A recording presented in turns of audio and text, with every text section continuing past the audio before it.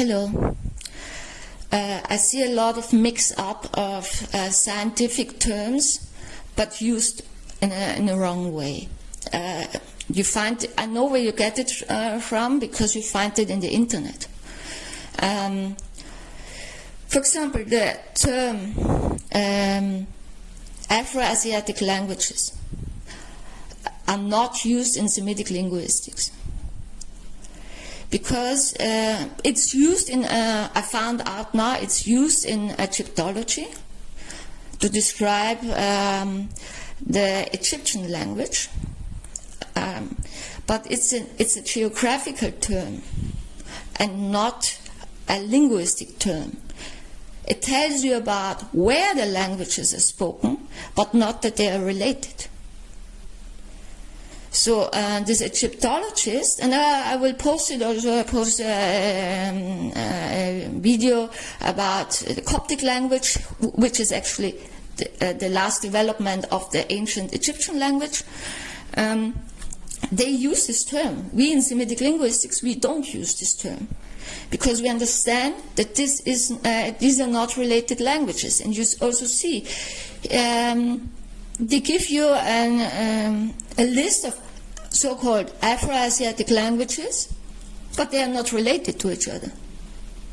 Because honestly, I wanted to find out if ancient Egyptian and also Coptic, this Coptic is a development of ancient Egyptian, is related to Berber language. I still haven't found out, but because of course the Berber, the natives of North Africa, west to Egypt, still speak Berber, okay? But I have no clue if it's just a language isolate or if it's related to anything else. And still I haven't found out, because the Egyptologists give you the word or the term Afro-Asiatic languages, and also put in African languages that are not related to Egyptian, they are not related to Berber, and they are not related to Semitic languages. So I think it's actually not a scientific term. It's also possible, and I don't know, of course, but also the Egyptologists don't tell you that the Egyptian language is maybe also a language isolate. A language isolate is a language that is not related to any other language. Okay? Like Basque. For example, now the Islamists in Egypt, they hunt down the Coptic Christians because they say, you're not really Egyptians, because you use Coptic as your holy text, and and in your church language, and you have Greek names. You see, it's the same pattern like in Israel, where they say, oh, because we are Arabs, we are native in this land. But this is a Canaanite land. So, where always Canaanite languages were spoken. Arabic is a Semitic language that doesn't belong to the Canaanite languages, and was spoken and is spoken in the Arabic Peninsula. This is the native language of Arab tribes, and it's not the native language in Israel, it's not the native language in Morocco, and it's not the native language in Egypt, because these are not Arabic territories. And you understand? Arabic replaced Coptic in the 13th century. Of course, all these Islamists just use terms. They have no education. They actually don't know what they're talking about. You see also on Twitter pseudo-experts that claim 80% of the Jews are Ashkenazi. I mean, I make fun of it, because I will tell all my Jewish friends of Ethiopian, Iraqi, Syrian, Israeli, also Uzbek or Persian descendants, or I know even somebody who is Jewish from Pakistan, had to flee, of course, because of the Muslims, and not to color their hair and their skin anymore, right? I mean, it's really disturbing, actually, when you see what these people are saying. I will use also nonsense somebody wrote to me. I use it as a picture for this video. I mean, it's logical, right? You don't find any ancient Arabic texts in Israel, only Hebrew or other kind of texts.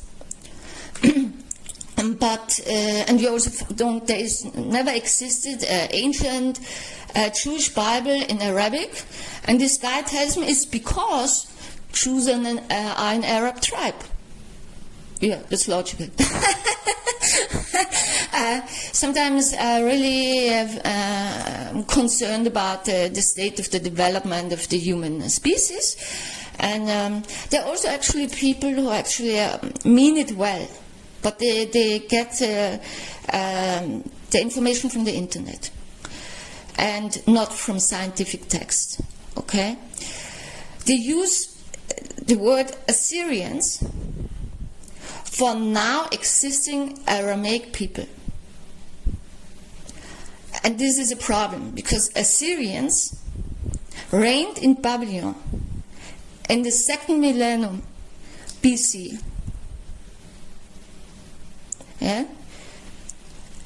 And the capital was Ashur. And it was Semitic. It was a Semitic language. That's true. This is the only true thing here. And it's also not to be mixed up with Babylonia, which was divided in 2 countries, the Akkadian and the Sumerian. The Sumerians were non-Semitic, and the Akkadians were Semitic people. But there's not a single proof that Aramaic developed from Akkadian or Assyrian. I've never heard of that before, and I studied Semitic linguistics. This is just nonsense. And then these people claim the Aramaic people from Eastern Turkey that speak Turoyo are Assyrians. I studied with people who are Aramaic people from Eastern Turkey and speak Turoyo. They don't refer to of themselves as Assyrians. And also the language is in science not called Assyrian, it's Old-Syriac. And I also worked with Jews from Kurdistan in Israel. They are Aramaic people. Also the Christians in Kurdistan are Aramaic people and not Kurdish people. Kurdish people and also the language are Indo-European. Okay? This is a complete different thing than Aramaic people. And it's also a complete different language because Aramaic is Semitic. Kurdish is Indo-European, and also related to Persian, and also the European languages, except Basque and the Finno-Ugric language group. So don't get confused and don't get your information from the internet because you don't find the correct information, except when you already know a lot of things. And the Mandaeans are Aramaic people, an ancient Aramaic people and a very ancient religion. They are not Assyrians. And the Copts are Egyptians. And Coptic is an Egyptian language. Arabic is not an Egyptian language. Hebrew is a Canaanite language.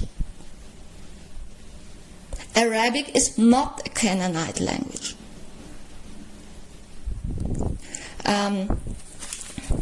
When you say to a Coptic or a Jew in Israel, he's not native there because he doesn't speak Arabic. You say actually to a Basque, he is not European because he doesn't speak Spanish or French. It's completely ridiculous. And the problem is it's also done by people who actually mean well. But it's I know it's confusing because you find in the internet wrong information. And that's the problem with the internet. And you see this guy who wrote to me that Jews are an Arab tribe, and that's why there is no ancient Jewish Bible in Arabic. Completely logical.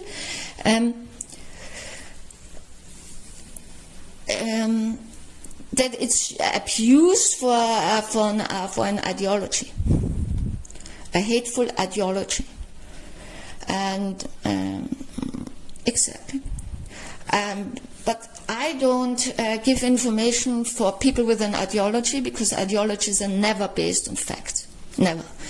It doesn't matter which ideology. I give information for people who just say, actually, I don't know, I would like, because you have other specialities, you are specialized in other fields. I just want to know. I don't know what's true. Then I say, okay, I'll tell you. And because there's also a sense that I studied all this, of course. Yeah? And when somebody asks me what is now going on, will Israel withdraw from Rafah and whatever, I got all this confusing information, even in the Israeli press. At the moment, on this Sunday, I don't know. I have no clue what's going on.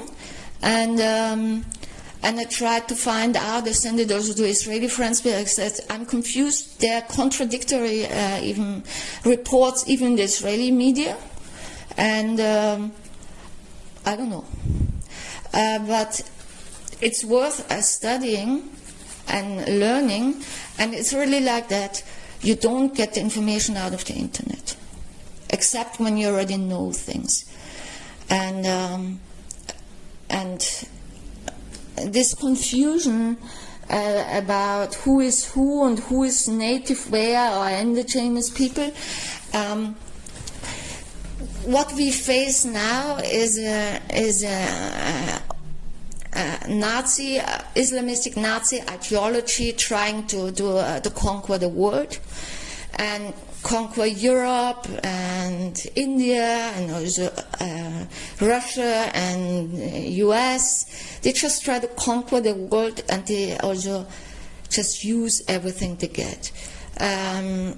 This throw around with terms like with stones or rockets and missiles, but it doesn't mean anything. And that's it, actually, basically. Good day. And as always, I add something. I saw a video, and it's also by Louis Ahmed from Builders of the Middle East. He said that it was once all Arabs, all Semitic people were once one people, and it was one language. I have no clue where he got that from. I don't know. This is not science. There's no single proof for that, and it's also very unlikely. That means you would say Persians and Swedish were once one language and one people. But it's completely ridiculous. Yeah, and it's just not like that. It was never like that. Okay, and there's also not a single proof for what he said. I also don't know where I got it from, and he actually also didn't mean it badly. Yeah, or it's just I don't know where he got it from, and there is no single proof for that, and it's also very unlikely, and it's just wrong. Okay, yeah. Bye. P.S. I made a slip of the tongue. The Assyrians reigned in Mesopotamia. Sorry, that was just a slip of the tongue. And by the way, also there are also still well-meaning people who write about Semitic scripts, and but also don't know everything. The scripts nowadays used for Arabic and for Hebrew are Aramaic scripts. Okay, there was also an old South Arabic script and old South Arabic languages. There's still South Arabic dialects. These are not that closely related to nowadays spoken Arabic. And there were a Canaanite script.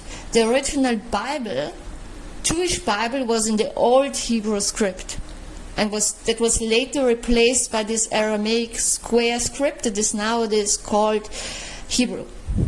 And the Shomronim still use the old Hebrew script for their Bible.